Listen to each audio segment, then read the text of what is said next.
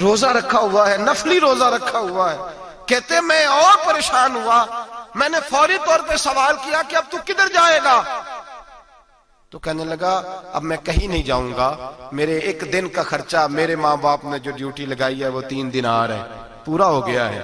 اب میں باقی جو وقت بچے گا یا قرآن پاک کی تلاوت کروں گا یا محمد عربی پہ درود و سلام پڑھوں گا. میں نے کہا افطاری کر لینا. کہنے لگا مجھے مسجد بتا دو، میں جا کے اللہ اللہ کرتا ہوں، مجھے شام کو لے آنا.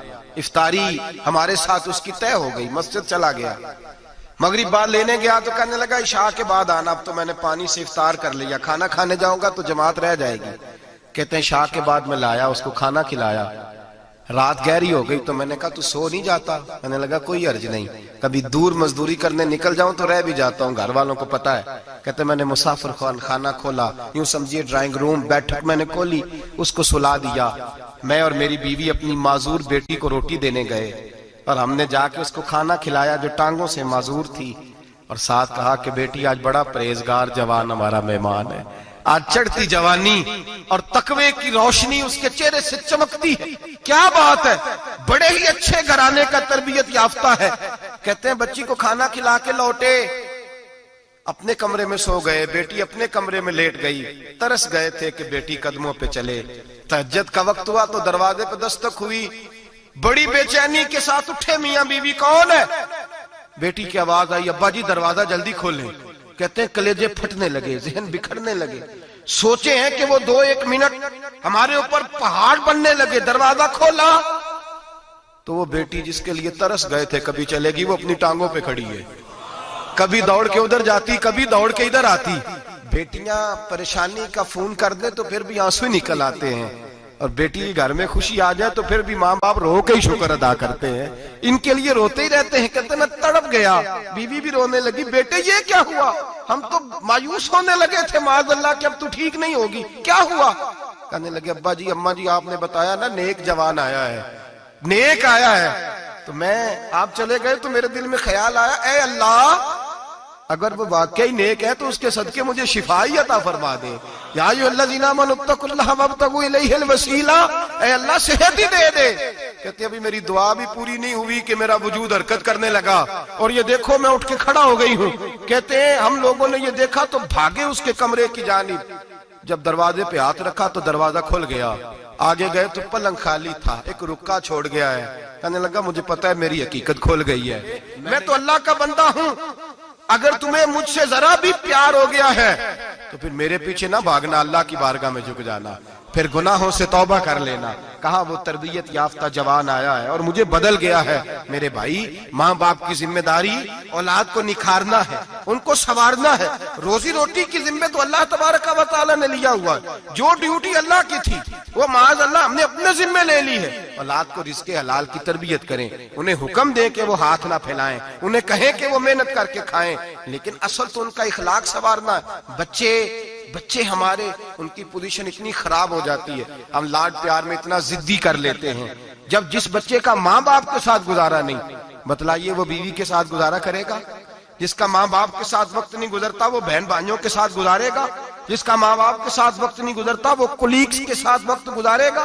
کس طرح وہ اپنے آپ کو، میرے نبی کریم سید عالم صلی اللہ علیہ وسلم نے ڈیوٹی لگائی کہ ماں باپ اپنے بچے کی تربیت کریں، انہیں اللہ سے جوڑیں.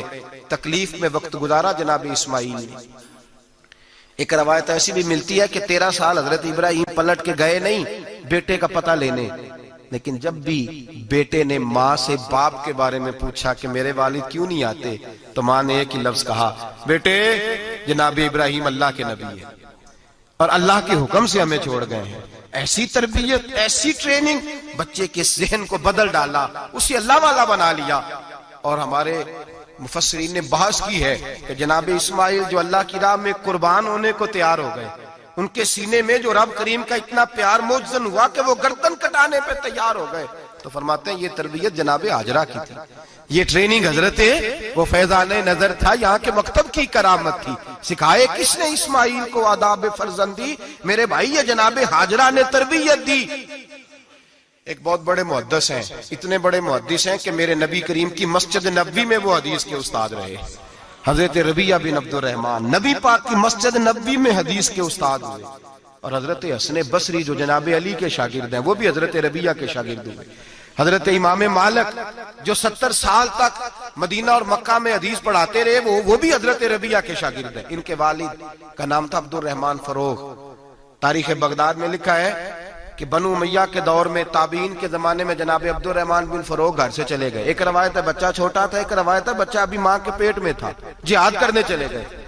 اس دور میں یہ جہاد ہوتا تھا کہ ایک علاقہ فتح کیا تو مسلمان اگلے علاقے میں چلے گئے, اگلا فتح کیا تو اگلے علاقے, ایک کے بعد دوسرے لوگ پلٹ کے نہیں آتے تھے.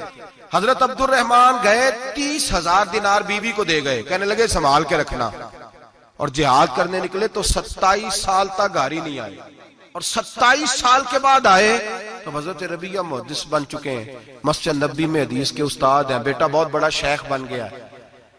واپس آئے, ہاتھ میں نیزہ ہے, کالی داڑھی تھی ساری سفید ہو گئی, وجود بڑا تگڑا تھا, کمزوری آ گئی.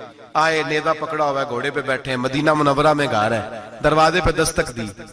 حضرت ربیہ نے دروازہ کھولا, اندر داخل ہونے لگے تو کہنے لگے بابا تو کدھر گھستا آ رہا ہے؟ کدھر؟ اس نے کہا تو پیچھے ہٹ, تو میرے مکان پہ کب سے قبضہ کر کے بیٹھا ہے. بات تیز ہونے لگی, آواز تھوڑی بزرگوں کی بلند ہونے لگی تو اندر سے زوجہ نے سن لیا. وہ دروازے کی اوٹ سے دیکھنے لگی تو پہچان گئی, کہنے لگی ربیہ پیچھے ہٹ جا, یہ کوئی غیر نہیں, یہ تیرے والد گرامی ہے, یہ تیرے والد ہیں. اندر آئے, باپ بیٹا ملے, عصر کی نماز کا وقت ہو گیا, بڑا روئے. 27 سال کے بعد باپ لوٹا, 27 سال کے بعد بڑے روئے. نماز کا وقت ہوا تو حضرت ربیہ جلدی سے وضو کیا, مسجد نبوی شریف چلے گئے. جناب عبد الرحمن فروغ نے ابھی کھانا وانا کھانا تھا, کھانا کھانے بیٹھے تو حکم دیکھے شوہر کیا کرتا ہے. یہ نہیں پوچھا کہ 27 سال حال کیا رہا, پوچھنے لگے میں تجھے 30,000 دینار دے گیا تھا, وہ کدھر ہے؟ تو زوجہ کہنے لگی کھانا کھا لو, عصر کی نماز پڑھ کے آؤ, پھر بتاتی ہوں پیسے کہاں ہیں, آپ کی رقم بڑی اچھی جگہ پہ محفوظ ہے. کہتے ہیں میں نماز پڑھنے مسجد گیا, عصر کی نماز کے بعد میرے نبی پاک کے منبر پر ایک نوجوان بیٹھا ہے. گھر میں تو ان کا انداز ٹوپی پہننے کا تھا نا, سادے عام لباس میں, مسجد نبی میں جبہ پہنا ہے, سر پہ امامہ ہے, خوبصورت لب و لہجے میں رسول اللہ کے منبر پر بیٹھ کر, نبی پاک کے منبر پر بیٹھ کر, پتہ نہیں آپ کو اس بات کی لذت نصیب ہو رہی ہے کہ نہیں, عام جگہ نہیں, نبی پاک کے حضور کے منبر پر بیٹھ کر نبی پاک کی حدیثیں سنا رہے ہیں. اتنا بڑا مقدر.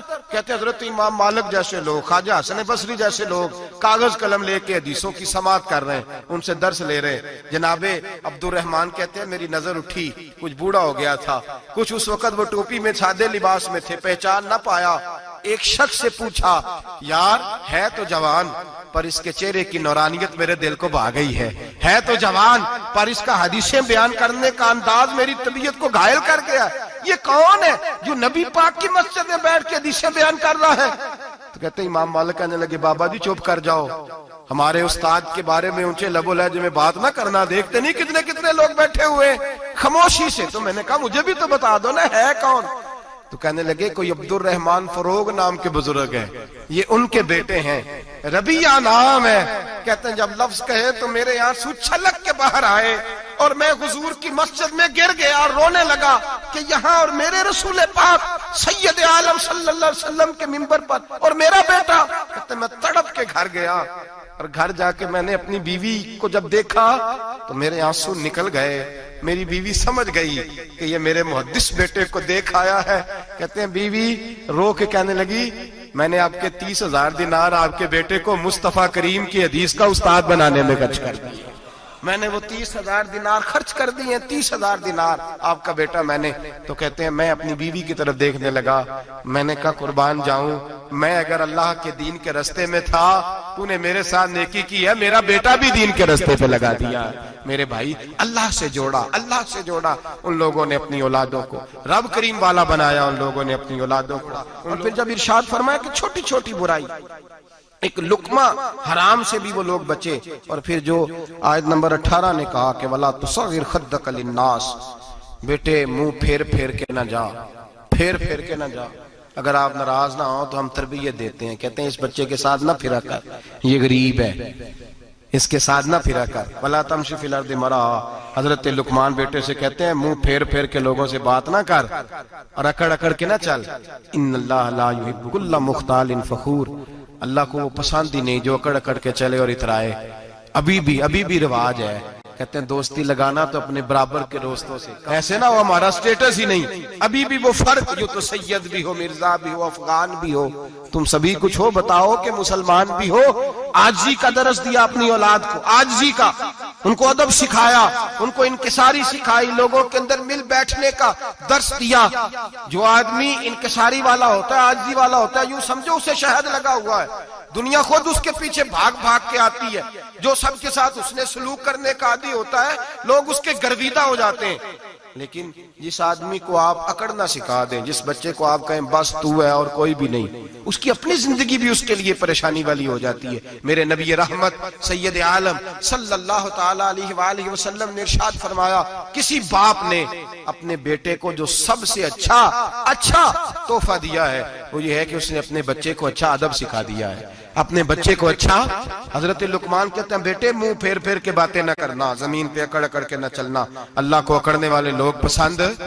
ہارون رشید نے امام نسائی کی ڈیوٹی لگائی کہ میرے بیٹے کو حدیث پڑھائے گارا آتے، تو امام نسائی کہنے لگے یہ نبی پاک کا دین ہے، یہ میں اس کو رسوا نہیں کر سکتا، جس نے پڑھنا ہے میرے پاس آ کے پڑھے، اور جہاں سب بچے بیٹھتے ہیں وہیں پڑھے۔ ہارون رشید کہنے لگا حضور آپ کیا سمجھتے ہیں، میں نے بھی تو آپ کو آزمانے کے لیے یہ جملہ کہا تھا، یہ وہیں آ کے پڑھے گا جہاں سارے غریبوں کے بچے پڑھتے ہیں۔ اب تو روز استاد کٹہرے میں کھڑا ہوتا ہے، اسکول کے استاد کا تو مجھے نہیں پتا، پہلے مدرسے کا استاد تو روز بیچارہ ہاتھ باندھ کے چودھری صاحب نے کہنے سے میرے منڈے نو مارے، تو 8,000 کا مولوی ہے اور میرا بیٹا تو 8,000 کے روز گول گپے کھا جاتا ہے، میرے بیٹے کو تو نے مارا ہے، تجھے اپنی حیثیت کا پتہ ہے؟ روز استاد کٹہرے میں کھڑا ہوتا ہے۔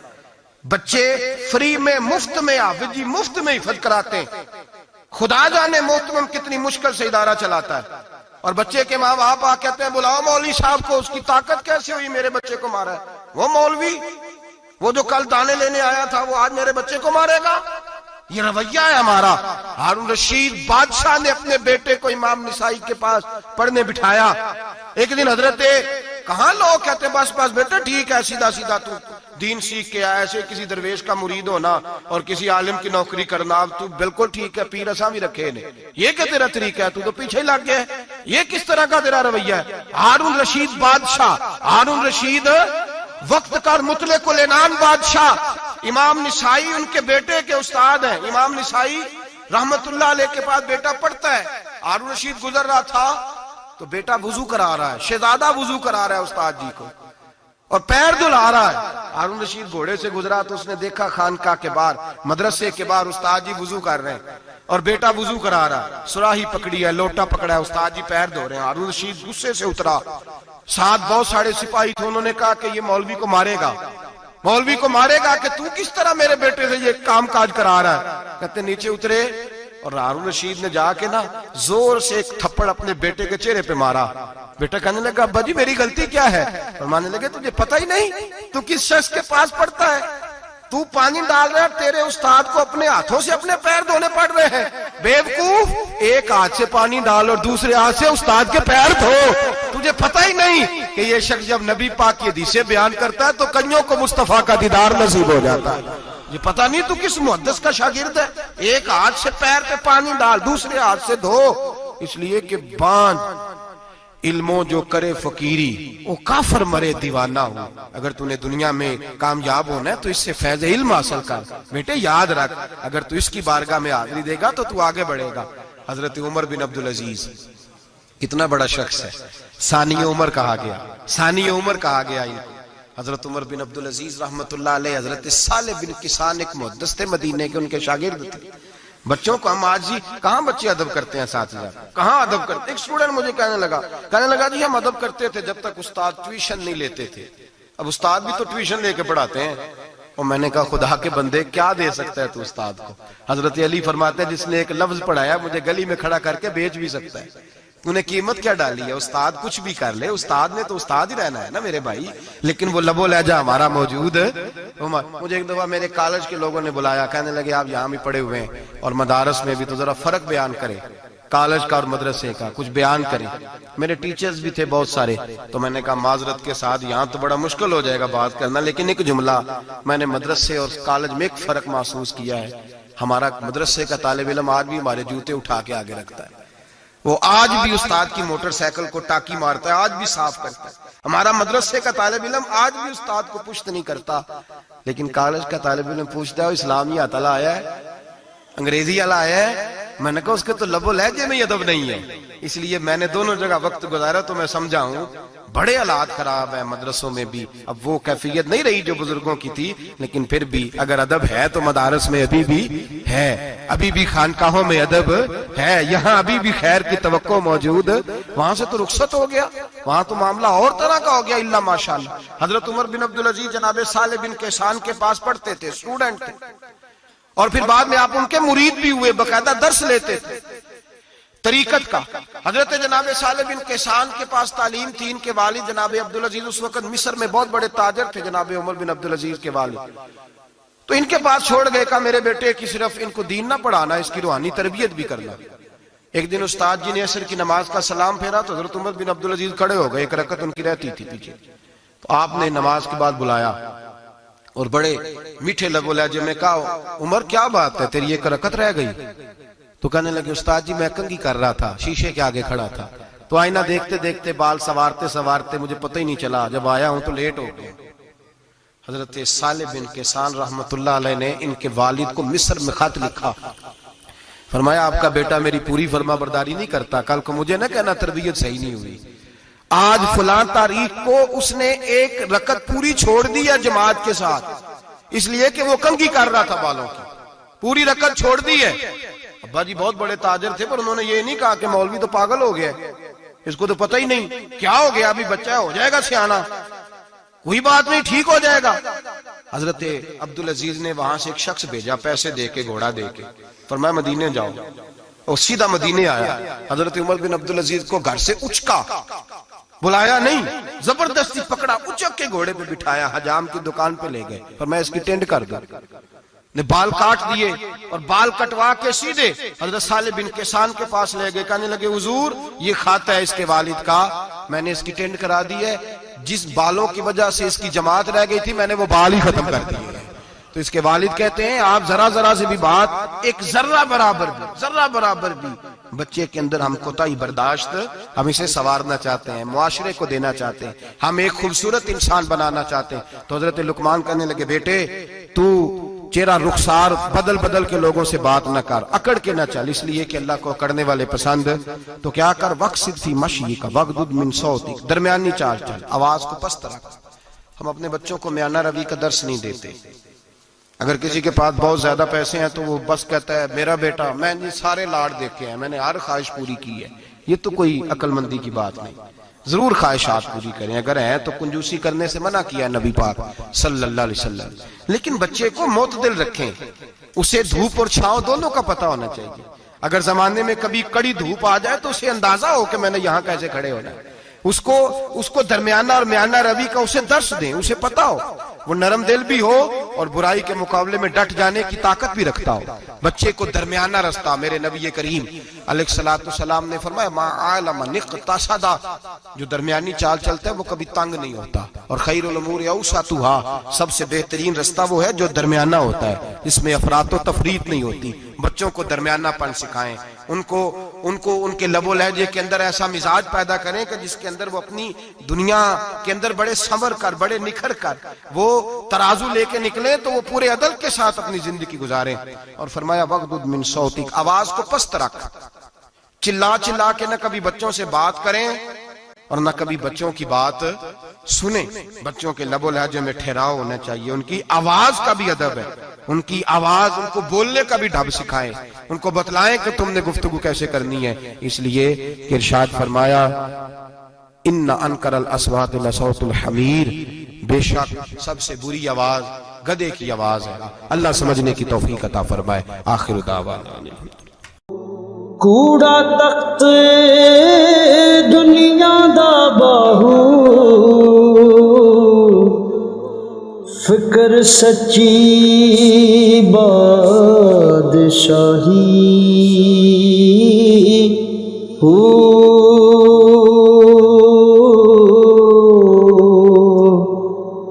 جس دل سے میں اللہ دا چمکے